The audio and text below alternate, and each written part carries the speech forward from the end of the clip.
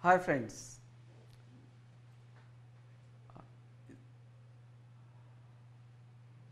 Hi friends. So I hope you all know me because I have been taking some of these classes since past couple of months. We have with us one of independent water consultant who primarily works in the area of water economics, Mr. Pawan Sachdeva with us. He is one of our IIT Kharagpur alums, and then right now he is working with several water utilities across different countries, primarily Asian countries. He has interest in research on urban water services. He is primarily focusing several Asian water utilities including Singapore, Malaysia, Cambodia, several Indian universities.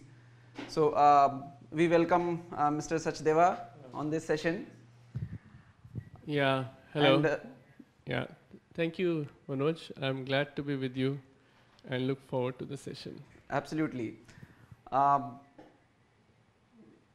For me, you all know that I'm Dr. Manoj Tiwari. I work here at a School of Water Resources. I have been taking these online sessions, these NPTEL sessions since last couple of months. So we are up to your questions in this live interaction session. So please put forward your queries, your concerns so that we can discuss those issues in general.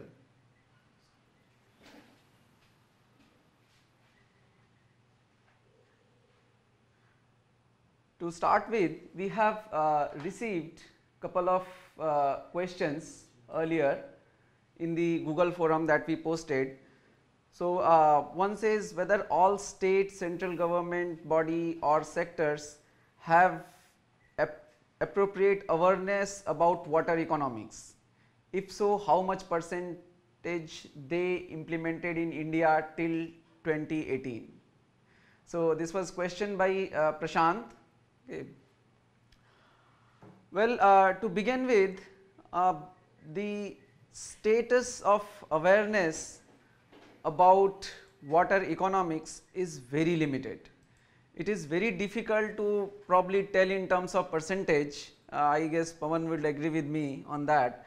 It is very difficult to tell specifically in terms of percentage, like how much percentage awareness is there or how much is being, but barring a few major towns, okay, it is in general, particularly rural sector, we can leave totally, almost very little awareness.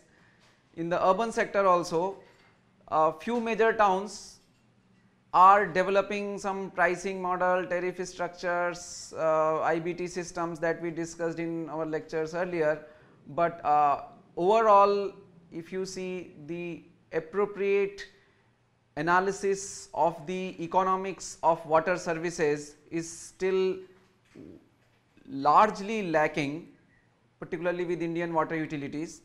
Pawan, what's your take on this? Yeah, I think it's a very good question that whether the decision makers in India understand the water economics concepts about water.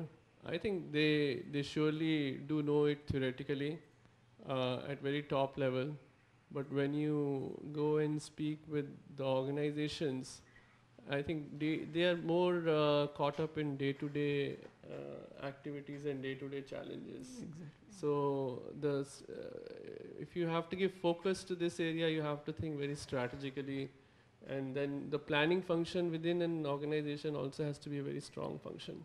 So you have to see how many people they hire who are purely economists. So you'll hardly find anyone like that. Exactly. So you have to have people who can guide you through, this valuation. So I think we are far from what is an optimal situation in case of doing economic analysis in water utilities right now in India. You raised a very important point. The people with appropriate capabilities are there in system or not. So if we see our like evolution of the water services in India, mostly post independence, you see the responsibility of supplying water has been given to the municipalities or PhDs, and the water division which takes care of this will have probably people from diploma or degree holders in engineering, okay, more so ever in the civil engineering and these kind of aspects. So their overall attention is to ensure that okay, the pipelines are laid, the people are getting water or not. The economics, because there is not that level of thinking in the system, there is a lack of those expertise in the system, so they never get the due attention. Right, that's true. That's true. Okay, there was another question on forum which was posted by Sarvanan. It is explain conflicts in water pricing. So this is again a very important and very good question in a way. When we talk about the water pricing, so of course we can consider water as a commodity service which is essential for life. So in order to, if we see the economic or financial aspects, we should allocate water or we should price water from where we are expecting maximum return. But then there are social sustainability concept is also involved, where as per the right to water which was accepted by UN, the water services should be made available to everyone at affordable prices. Now when we say that affordable prices thing, so then we are putting an upper cap for charging water, particularly for poor section, because for them affordability may not be the same as the person who is earning well can pay any price, any sustainable price, even financially sustainable price for water, and people are paying also. But when we look at the deprived section of the community, we have to ensure water services to them as well, but they probably may not be able to pay if we charge them on a the full cost recovery aspect. Okay, even if they are paying, that may not be very much very affordable to them. So that is one of the major conflicts in pricing water. This was in like United Nations has suggested that the total water charges in a month to a family should not exceed 3% of the household income. So if we follow that, or let's say approximately in that range, so we get like India, where there is so many people are below poverty line. If you see their household income, it is very less, and then if you see this criteria, so they will not be able to pay the appropriate prices.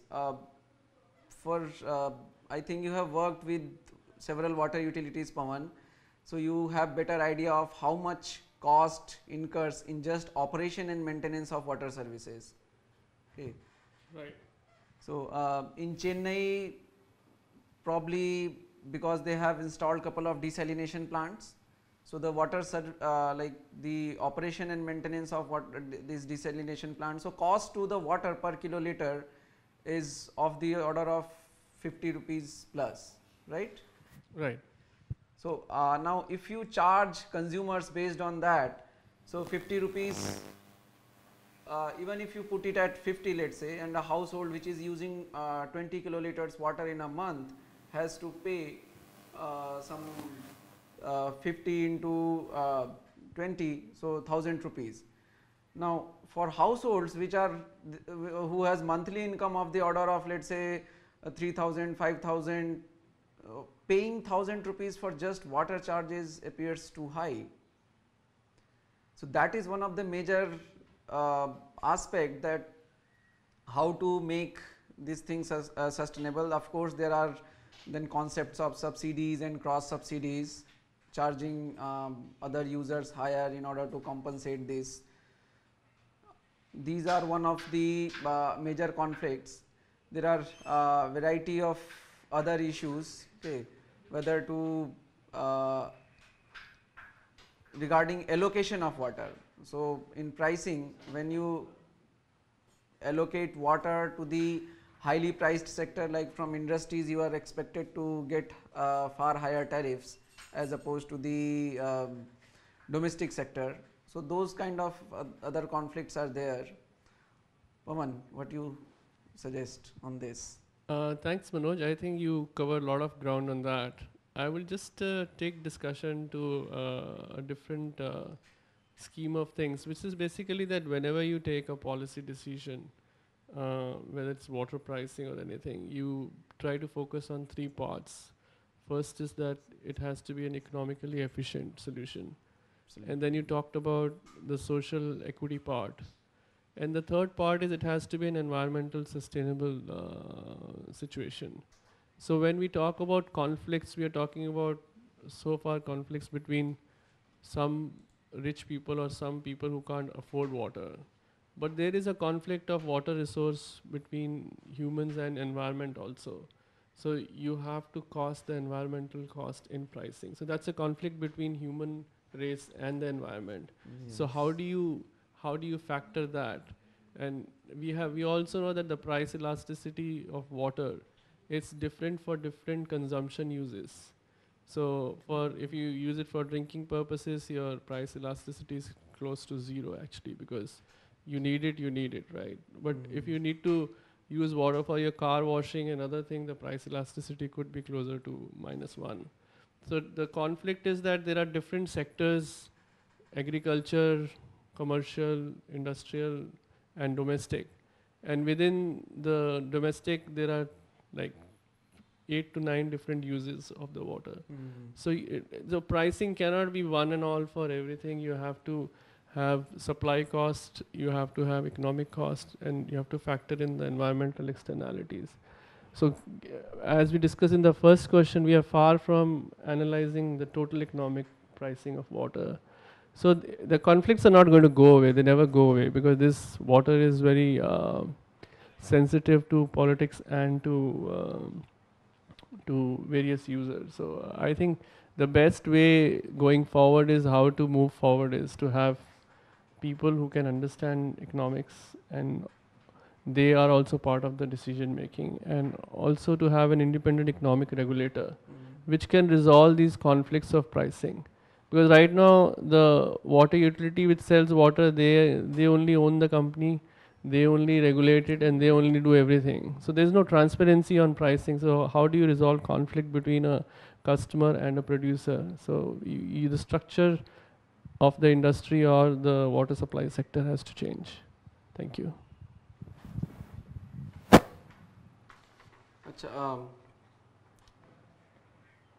There is one of very active users on our forum, Suraj. So he has posted once that what are the possible current research areas in water economics and governance. So I would like you to basically talk on this, because you have like vast variety of experience working with several water utilities, you know ins and outs of the basic problems. Okay. I think Suraj has asked a good question. I would say that first I will paraphrase that whatever research you do a research which is going to be actually beneficial to the system on the ground.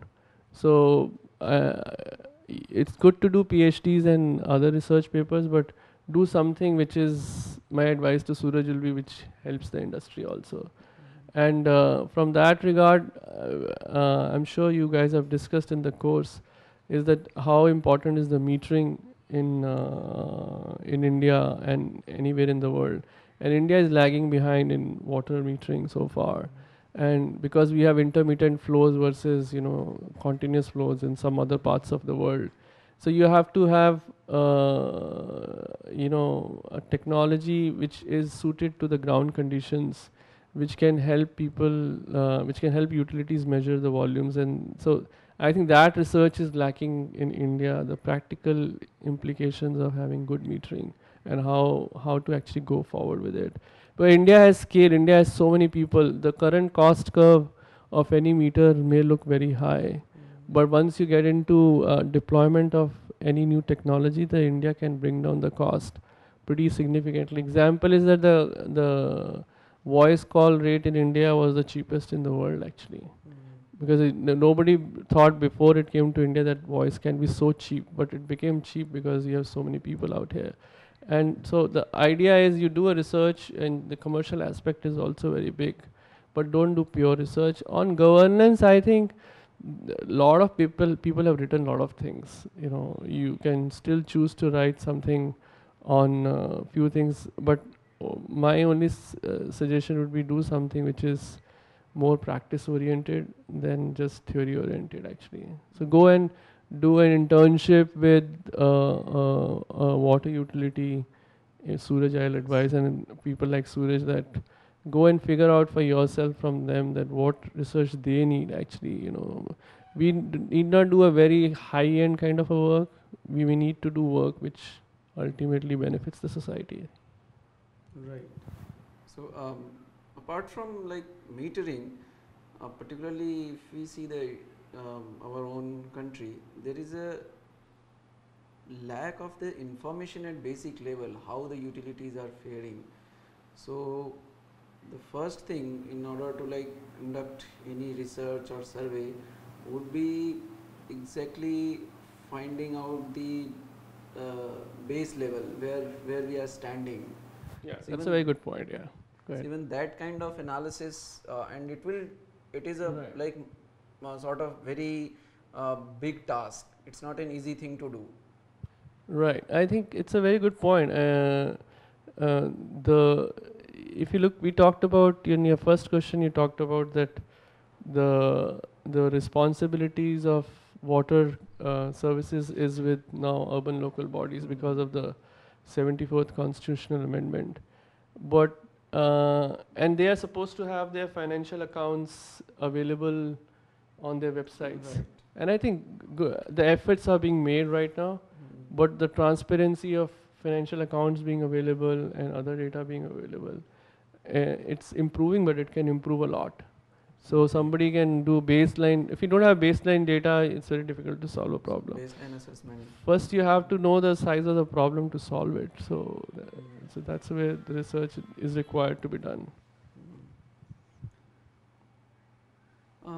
There was another question that if water rights does not mention division of water within countries, even if any country lacking the water resources, so then ethically can this be like insensitive for countries to not providing water to other countries which are lacking in terms of water resources?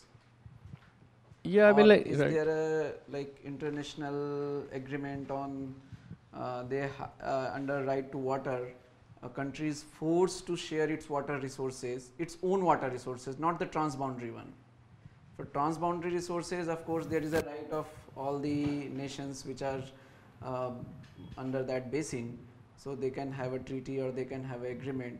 But if there is a, let's say, independent resource in a country, and that country may have the abundant resources, so internationally,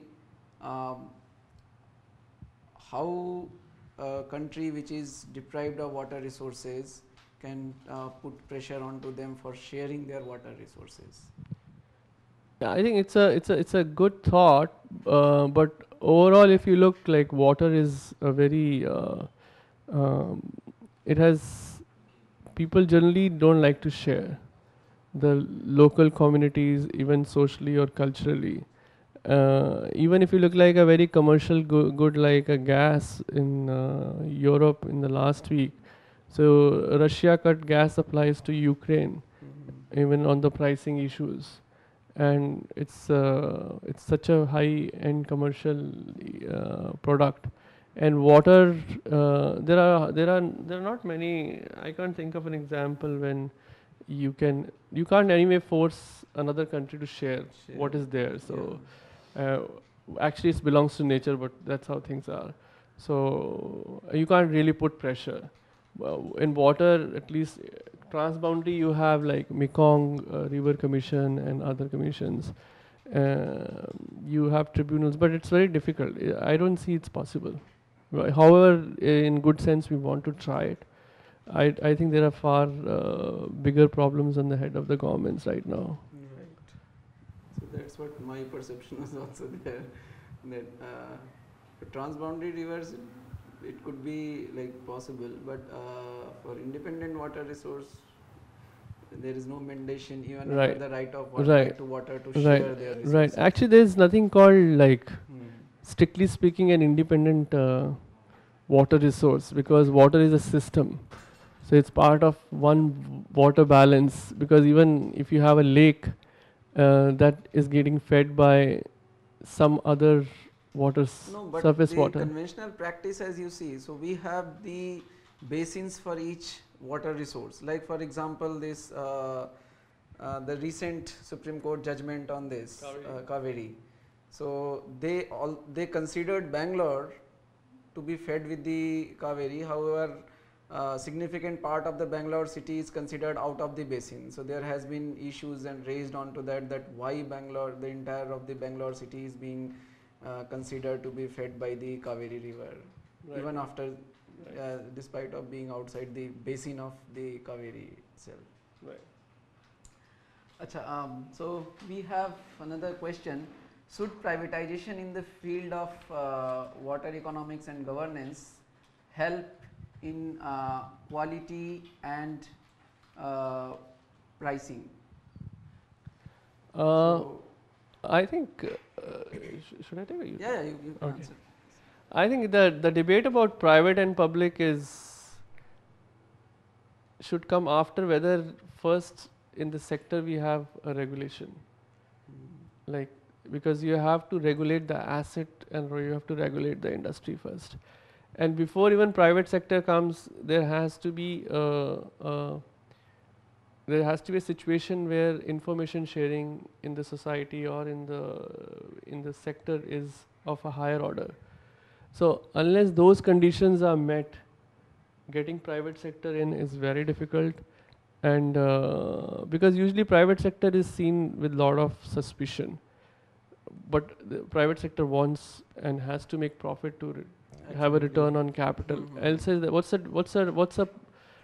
a public good and what's a non-economic good rather is when there is a profit motive, that only will drive the private sector investment.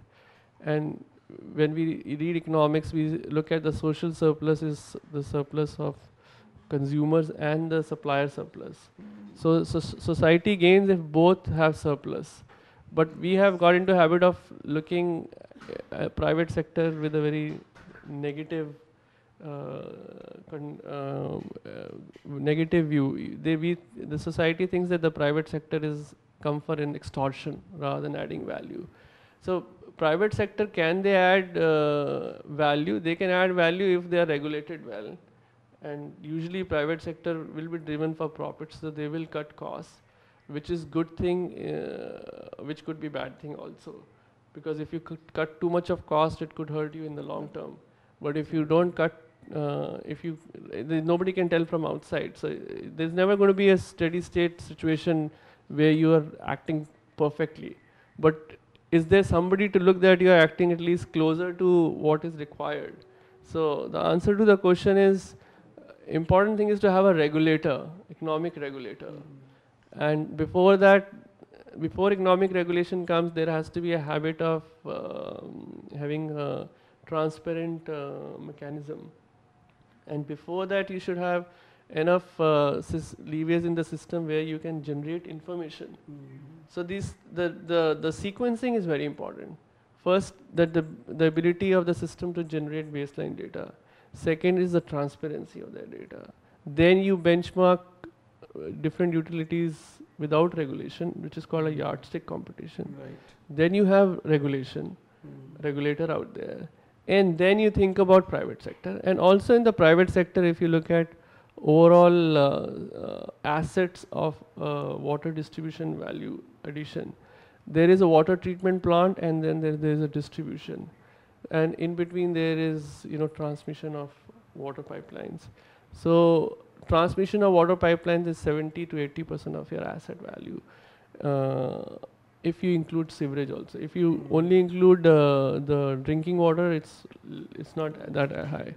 So people think that wherever there is less monopoly, you can have private sector. So private sector can come into BO contracts for water production. Even if you have time, I can elaborate on one example in Ho Chi Minh city little later. Please. So I mean, like in Ho Chi Minh city, the private sector has come. There are three parts to the water sector, right? The production, the transmission, and the distribution. So they have privatized the production part of it, and they have privatized the distribution part of it. So from very financial viewpoint, it looks very good because the production can be done by a private guy and they can supply you, and distribution can be done by a private sector and they can do it. Whereas overall you control the total transmission. But that brings in the issue of coordination, pressure optimization in the network, distribution, information sharing, which takes time. So the patience is there, but usually if you have to privatize, you should, I think, not privatize the distribution. First start with the production, because the capital gets free for you to invest in other places. Yeah. So, add to that, actually, like when you say that we look at private sector with little suspicion in India, okay, but again we look at private sector with little suspicion in terms of in terms of concept that they are here to profit making. So the values or the cost will increase, okay, or the tariff or the prices will increase. So of course privatization for the reduction of the pricing looks little dicey. However, for service improvement purpose, we trust more onto the private sector as opposed to the government sector, because the general perception among Indian residents, most of the Indian residents, are that the government owned system or government managed system does not work that properly or that good as the private sectors. So the idea of improvement of the quality of services, of course more people can prefer private sector over government sector, but then the cost part or this thing, of course there would be, if you make it open, if you have competition and this thing, there should not be like one single big player from the private sector, because then monopoly comes into the picture. So all those aspects has to become, and the point that you raised of independent regulator is probably of most importance here, because the water is not something like for profit making purpose.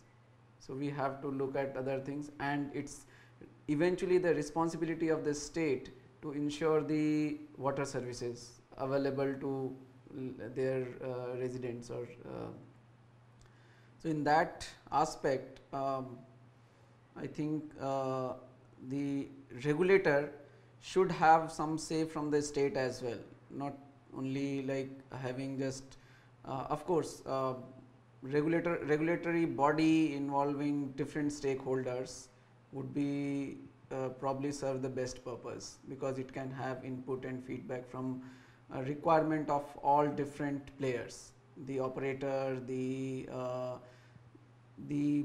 consumer side also. Okay, what is the expectation from the consumers? What is the expectation of the government? Right, that's very true. That's very true. Okay, we have another question from Mr. Kalyan. So says that, can you please shed light on policy level changes for ensure water pricing its implementation in a national level? So water is Kalyan, right? Yeah, Kalyan. Yeah, thank you, Kalyan, for your question. So, so water is first a state subject, so it's not a national subject. So we have water national policy of 2012, and in theory, everybody says that you have to have full cost recovery, Right. you know, and So everything. role of central is probably limited to the dispute management and those kind of issues. Right. So we should always, Kalyan, when we ask this question, we should always look 2-3 levels of way the decision making happens in the industry or in the sector. Is that legislative has put what conditions for water? Like legislative is your Vidhan Sabha and its center is your parliament overall. And after what regulatory institutions are there to convert that legislation into ground reality? You know, somebody to protect water pricing, somebody to protect, you know, consumers overall, whether those kind of regulatory institutions exist or not. So the progression to that is very slow at state level. And the prime example is that if you go to any state, the water portfolio in the ministries is not seen as a very great portfolio. You want finance, you want home, but in this country, even at central level, you I think need probably the best man at water, or even at a state level. So from political viewpoint, there's a very clear understanding the services have to improve, and I think a lot positive is being done in India from federal level. Amrit program is an excellent work which is being done. Whether it can be done better, sure, everything you can improve. So we come back to the same thing again, you know, that at very top level you have to have an economic pricing, economic understanding, and not just the political part of it. Because if you take at policy level, 3 things are important: economically efficient, socially equitable, and environmentally sustainable. But if we give only weight to social equity part and without being equitable, because you can prove this session is too short, that when you don't, and I've seen in Professor Manoj's slides also, actually if you don't charge water according to the price, the cost, the poor only suffers. Nobody else suffers actually. Nobody else suffers because rich, for them it's not even like 1%. We talk about World Bank says, UN says, sorry, 3% of the total income and everything. The only person who suffers is the poor guy only. And I think there's a very beautiful slide in Professor Manoj's handouts where the cartoons are shown, right? That we have never benefited from, you know, price drop actually. So it is that more realization has to go to consumer bodies that price hike is good for us. And one good way to do is that you start transparently sharing the total financials, total cost, total financial. If you go to the quality of bills abroad, and they say in the bill that my price is 100 and the cost of water is 300, so I am paying you 200 subsidy. So people get at least the information sharing, and this was done in Jodhpur. You know, if you look at actually the I shared some of those bills thanks to you from your lecture only. So that way you build some and it can be done. I mean, like Prime Minister Modi did a fantastic thing. He asked people to give up LPG subsidy if you don't need one. Right. You can do it in water also. Why you can't? I think we can move to the next question. Yeah. So next question is by Lakshmi Priya, which is a very specific question: the difference between percolation and seepage. So this, although I explained this in forum as well, this question was earlier raised in forum. So the seepage is the flow of water through pores or through cracks where water may or may not find a place to exit. So we have, let's say, dam. If there is a crack in the retaining wall, so water seeps through that crack and comes out. There is nothing to do with the subsurface flow here. That is a seepage. we have water which is undergoing in the subsurface flow. It is basically going through the pores available in the soil. That is also seepage. Okay, the water is seeping through, it is not coming out. However, this particular phenomena of water going to the subsurface, going to the aquifer level through these pores or through these soils is also referred as percolation. So, that way seepage is a much more general term.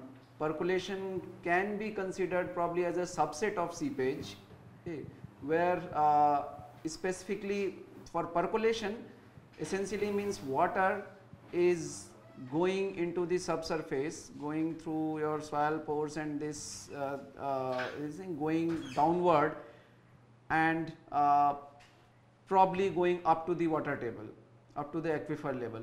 So, that is essentially what is percolation of water, okay, which is related. There is another term, infiltration. So, infiltration is the surface water when it basically infiltrates, it actually crosses that boundary and moves downward.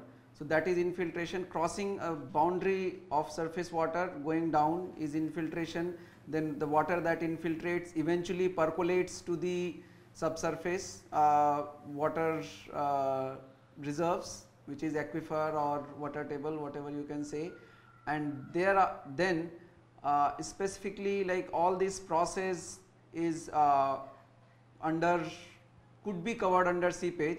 However, more prominently seepage is often used when you see something coming out. So, even if the, let us say we have let us say mines, okay, where there is a large degree of excavation takes place, and if you cut on the groundwater table, so the groundwater which is under the subsoil eventually comes out in the mine. So, that is also seepage, okay, when the this kind, because of the gradient water is coming out. Then as I gave the example of dam, so that is also seepage. So, generally seepage is more common term because the water is eventually can be seen outside coming. So, it is typically referred as seepage.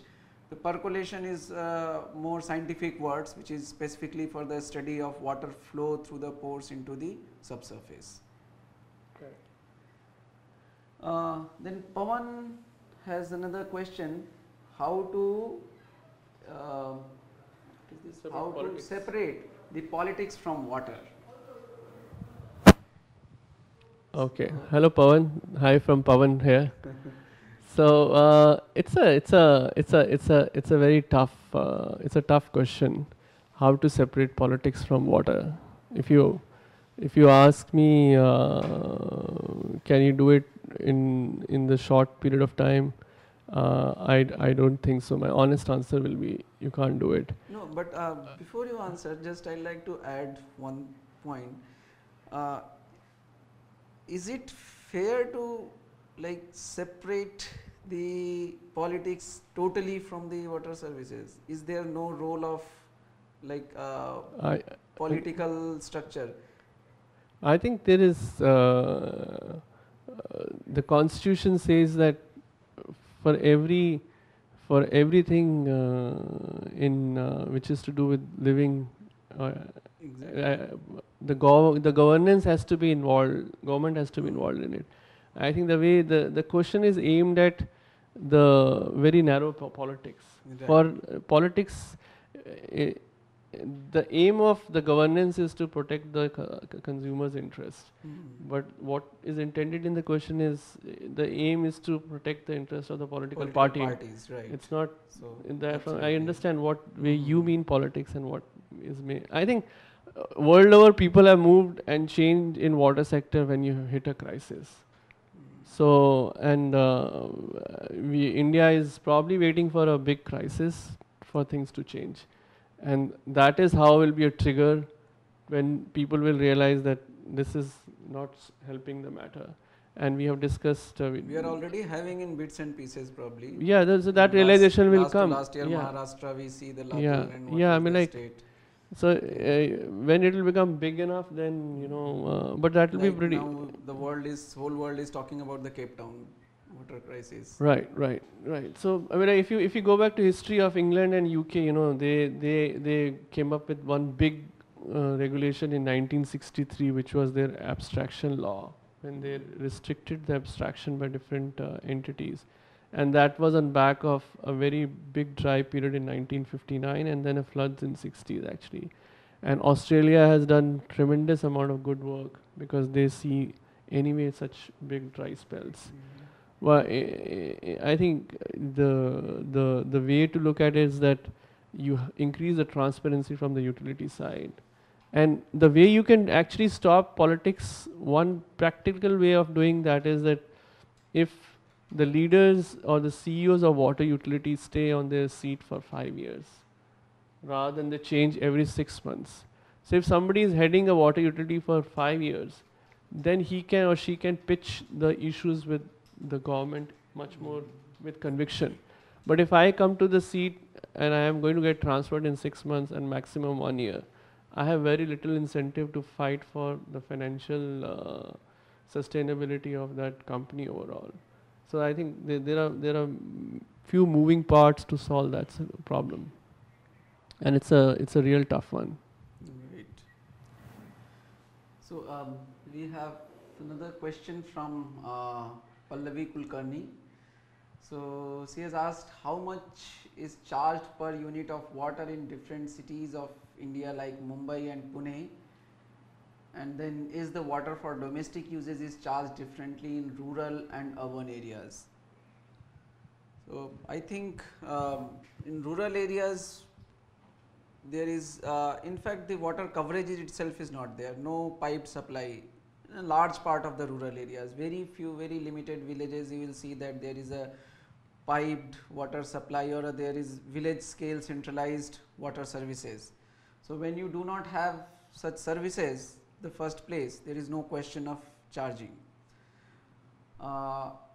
Further in urban areas, of course the prices are very different. Even in a city you will see the prices are different. Okay. And then metros, particularly in Mumbai and Pune, there are some sectors which are having fully metered supply lines. So for them utility is charging on a IBT structure based on consumption and this thing. However, again in the major cities also significant part of the cities are still not properly metered or not properly connected in a proper manner to the utility. So Pawan, you have worked with a lot of urban water utilities in India.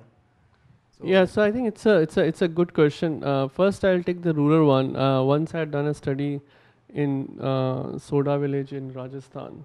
So because you have to look from village, there are like 10 to 12 hamlets which exist in a village. So one hamlet did have the pipe supply water, and I tested the water quality that time in that village, and they were getting very good quality of water. So that is adding value to people out there, and whether it was priced or not, I don't think so it is priced there. But coming back to urban thing, I'll give a specific example of Chennai. Chennai actually they installed meters some time back, but there's no the consumption meters not in all the households, but few households they had installed few years back. But you'll be surprised to know that in Chennai the water tariff is fixed at 50 rupees per household per month. So this is like one of the largest metro in India, and probably one of the costest production. Yeah, historically it was. So this comes the question of the marginal costing versus the average costing, and why actually you have to move toward marginal costing. You can't stay at average cost. So the cost of water production there, my suspicion is it's close to 25 rupees overall right now, and when that's on average basis, and this is before your NRW and UFW. And when you have 50 rupees for desal and desalinated water, and you still have high losses, so your your effective cost is much higher. So the pricing in Chennai, I think, really needs to move to volumetric, but then you need metering. So you have to go for metering. Then people say, oh, we have like flat terrain in Chennai, so we find it very difficult to do metering. So you have to substantiate, as I said, with research, what is the problem. And if you go to New Delhi and if you go to Bangalore, the tariffs are, I think, pretty they are pretty respectable in the sense they have changed it. They can be changed more now because of the incremental IBT. The higher categories are paying, but are tariffs reflecting the cost of water? Surely not. I mean, like it is not, and you also have to recover. Whatever is your marginal cost of investment, whatever is going to be a marginal investment. So if you guys are interested, you should go and read 2010 McKinsey report on urban India, and it talks about from 2010 to 2030, India needs a capital expenditure of $180 billion in water sector, which is far higher than what India is spending. And I think 180 billion number itself is a very understated number by McKinsey. And how are you going to recover? So pricing is, yes, it's still low, and we'll come back to the same circle, that whether politics should go out. Further, there is one more point is whatsoever is the price, what is the collection system and collection efficiency. That is because I will give you an example of my own colony in Lucknow, where my hometown is. So there it's unmetered connections to all households, and tariffs are fixed at 200 rupees per month. Till date, nobody has got any bill. Okay. Now we because know that, and we have while taking this thing handover of the house from Awas Vikas, we had that agreement. So on every 6 months we sort of submit a check of 1200 rupees, but most of the households are not paying anything because they are not getting any bill. Right. That's a very good example. So after maybe after 5-10 years, if somebody, some authority comes and asks them to recover all the amount, and then they will suddenly send bills of 1,000 to the household, and then they will probably be reluctant to pay that much amount. Right. True. That's a problem. And city-wise, of course, the prices to the original questions, of course, the prices vary a lot. They are not same. So like in Chennai, you gave example, Delhi up to 20 kiloliter is free, and then beyond that there are charges which are different. Will be that in Mumbai, Pune or Nagpur or Jamshedpur. Calcutta, again, part of the Calcutta gets free water. Right. While other part they pay some amount. Right, in Bangalore you have the least one place 7 rupees, and then the next category is 11, then 25, and then 46. So those numbers are available in Manoj's slides also. Some of those existing tariff structures has been shared earlier. Lakshmi has another question. What is the difference between physical water scarcity and economical water scarcity? So the physical water scarcity, of course, when there is limited water availability, limited resources available. So we know that if we go by the international norms, if the per capita annual availability of water is less than 1700 meter cube, so this much amount per person, 1700 meter cube of water per person. If your resources has water less than this, you call that a water stressed region.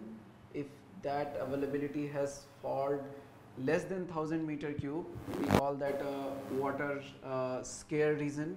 So physical water scarcity is basically the lack of availability of resources, in physical terms. So if there is no water resources available, of course the region is under water scarcity, because you will not be able to get water. The economical water scarcity, I think Pawan would be better to answer this. No, I mean, like I'm hearing this term honestly for the first time. Okay. The physical and the environmental scarcity. The way I understand this, it's economical. Economical scarcity. Economical scarcity. Okay. So I mean, like the way I understand is that the water has different economic costs and benefits for different sectors, and we are looking at, if you look at agriculture or industrial or industrial, so there is always an opportunity cost for not using. If one sector uses it, then the second sector, is deprived of it. So you have to account for the opportunity cost. So I think all these concepts, if water is priced economically on the cost side and on the benefit side, that will, I think, means the part about the economic scarcity or not. But I'm honest, I don't know what the question is about, so I have no answer. It will probably also be the ability of getting water based on the economics involved. Even if water are available, physically available, but you do not have appropriate like financials or appropriate budget available. Sure. Yeah, it could mean like that, yeah. Okay. Another question is by Kalyan again. So he has asked, is there any pricing system in India where the entire capital costs are recovered by pricing strategy, and how much emphasis is laid on the recovery in India? So this more or less we have been discussing in few other questions also. The pricing system in India with entire capital cost recovery, I don't think there is any. None. Absolutely no. I think maybe Nagpur may be getting closer to it, but I don't know. But other places, I don't think so. Nagpur is also, I think, O&M recovery is what. Yeah, I'm saying even if at present utilities are targeting. Yeah. The capital recovery or capex No. investment is probably none. None. Yes. And then there is how much emphasis is laid on recovery in India? Well, that's again because it's subject to utilities. Yeah, it's not fair to comment on every utility from here. And it's like whosoever is the like top authority of the utility, what's their priorities, how much they are willing to recover, what kind of things. So yeah, right. Priority is different. Right, I can give you one anecdote. I was somebody from Hyderabad was in Singapore recently, and as you rightly said, on the personality. So one lady boss came there, and she has driven everybody crazy in one particular part of Hyderabad, and recoveries are like very, very nicely done there. So it depends on the drive of the person. Right.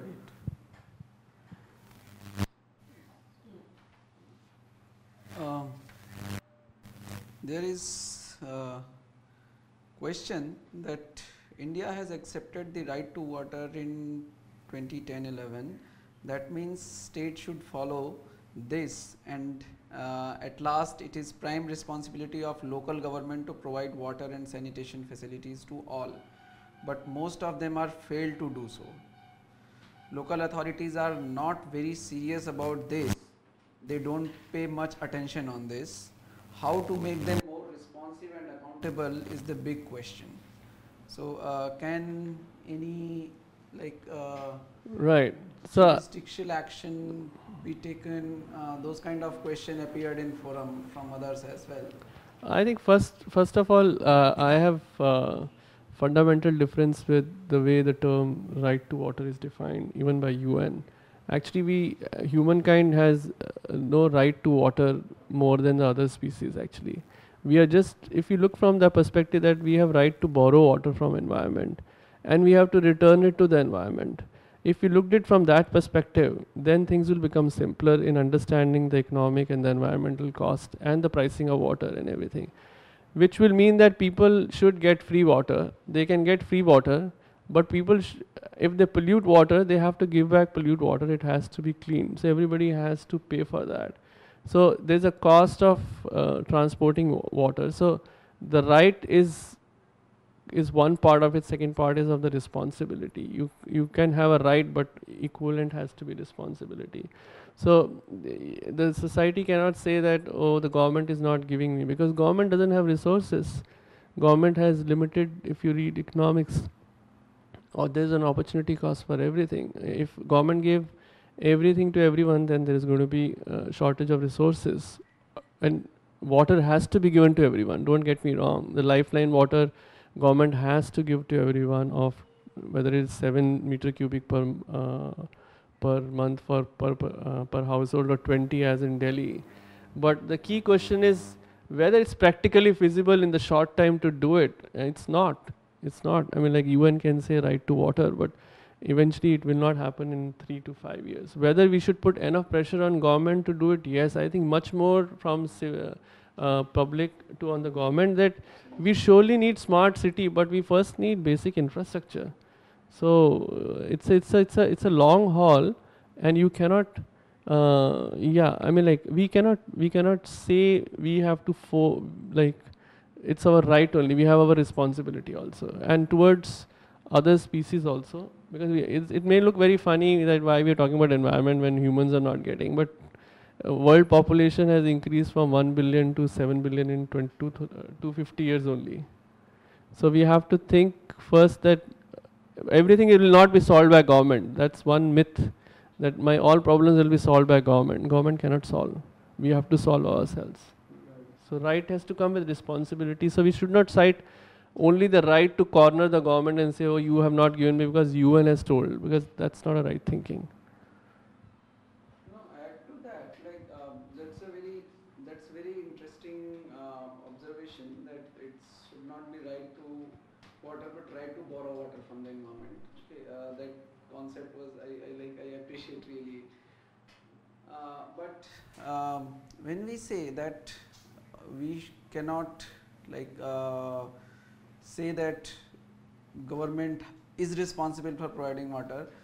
See, the water resources, whatever is available, is the government is the major controller of that, right? They have the authority on those water resources.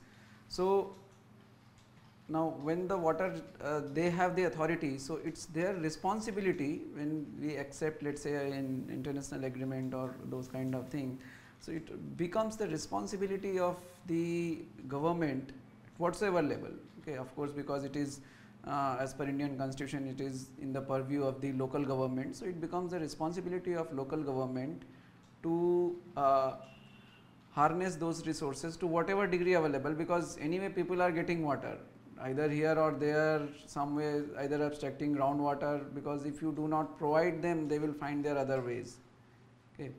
So harness those resources in the more sustainable manner, because of course if you leave it to individuals, their approach may not be that sustainable as opposed to the approach adopted by the government in consultation with the right people with the right expertise. So with those, like government has this responsibility of harness those resources and provide the water and sanitation services to all. Okay. Right. Unfortunately, we do not have any sort of judiciary control on that. Okay. We cannot hold these local authorities responsible for that. Okay. So there has to be those accountability issue. We are limiting with the time, so we will take one more question, last question.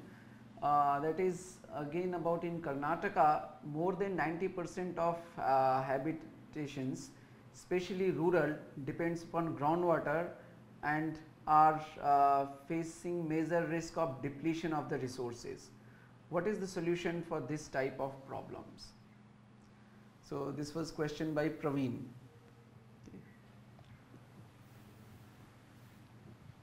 So I mean, it's very difficult to answer this kind of question in last 2 minutes. All I'll say is that it starts with how you price electricity, and then that will have an impact on how much groundwater you can withdraw, because there's no other way you can price groundwater because you don't have any control on volume which people abstract out of that.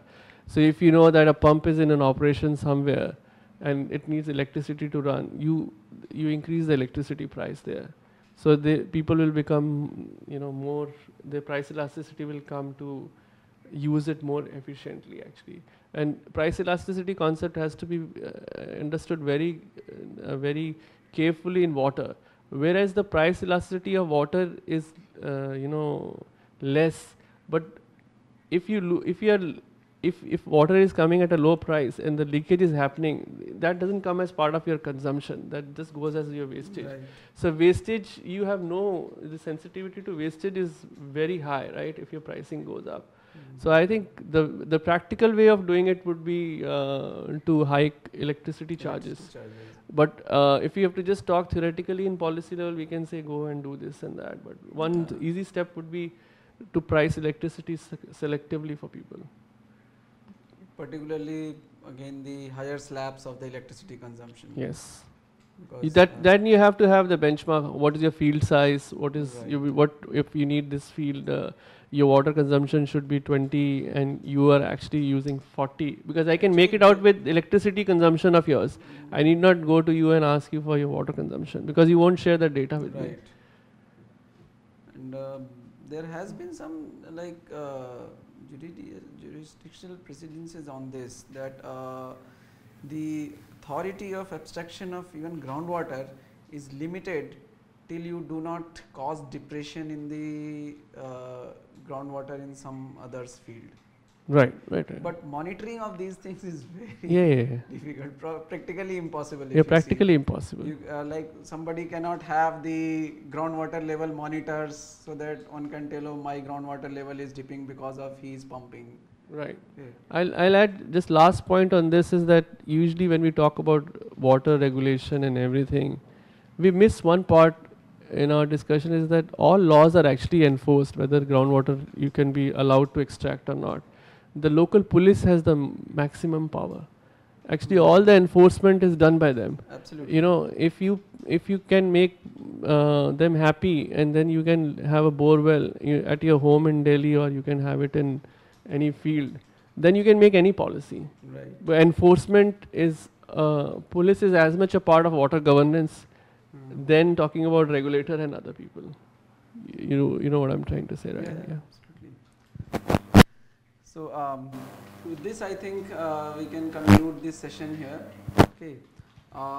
Still, those who have some more questions can leave it on the forum, and we'll try to answer the questions there. I'll try to engage Pawan in the loop from now onwards, particularly for this purpose. And I thank him a lot for joining us on this opportunity. And I hope that the participants or those who have attended have got some of their queries answered.